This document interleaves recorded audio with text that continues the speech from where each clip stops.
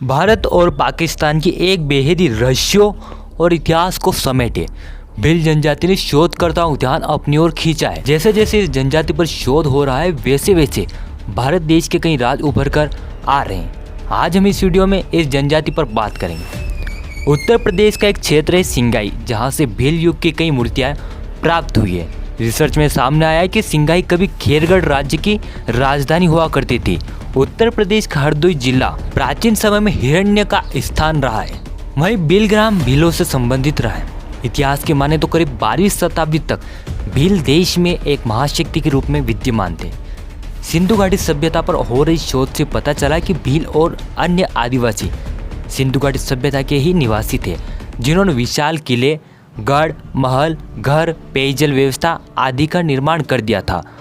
उस दौरान वे भगवान शिव और नाग की आराधना करते थे।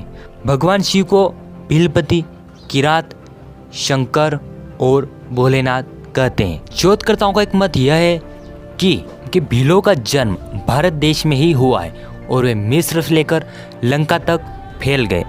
प्राचीन समय में भील पाकिस्तान, हिमालय क्षेत्र, भारत, नेपाल, बांग्लादेश और श्रीलंका तक फैले हुए थे। इतना ही नहीं, भीलों ने इन जगहों पर शासन व्यवस्था भी स्थापित करी। आज हम मगध सम्राट बिंबिसार के बारे में जानेंगे। जैन ग्रंथों में बिंबिसार को खादिरसार भील और श्रेणी कहा गया है। बिंबिसार एक प्रतापी राजा थे। उनके राज्य में 70,000 गांव थे। वे काशी का 1 लाख राजस्व वाले गांव के राजा थे। उन्होंने गिरिराज और उज्जैन को समयानुसार अपनी राज्य की राजधानी बनाया। उन्होंने कौशल नरेश प्रेषणजीत की बहन महाकोशला, वैशाली की चेटक की पुत्री चलना एवं पंजाब की राजकुमारी क्षेमा से शादी की। ऐतिहासिक ग्रंथों में बिंबिसार को राजा खादिरसार भील के रूप में और श्रेणी के रूप में वर्णित किया गया है। जैन ग्रंथों के अनुसार राजा खादिरसार भील मगध के राजा थे। उनके पिता का नाम कुणिका था। उन्होंने चेलमा से शादी की थी।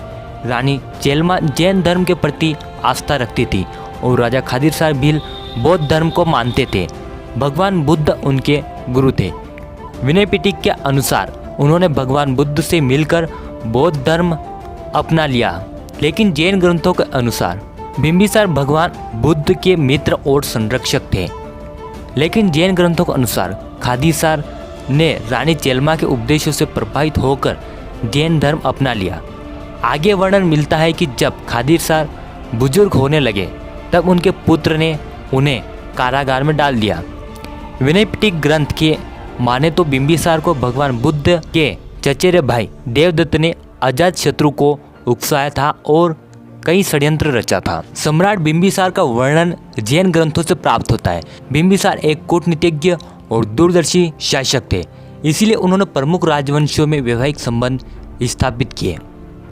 महावज्ञ के अनुसार बिंबिसार की 500 रानियां थीं। उन्होंने सिंध और अवंती के शासकों से अच्छे संबंध बनाए तथा मांधाता के मुक्कू रक्ति से भी अच्छे दोस्ताना संबंध बनाए। उन्होंने अंग राज्य को जीतकर अपने साम्राज्य में मिला लिया था। वहाँ उन्होंने अपने पुत्र अजात शत्रु को उपराजा नियुक्त किया था। बिंबिसार ने अंग देश को जीता। उन्होंने अपने जीवन में कई लड़ाइयाँ लड़ी थी। बिंबिसार के बाद चंद्रगुप्त मौर्य हुए, जिनका विस्तार इन्हीं के वंश से जुड़ा हुआ है। यह एक शोध का विषय है जिस पर शोध होना ही चाहिए।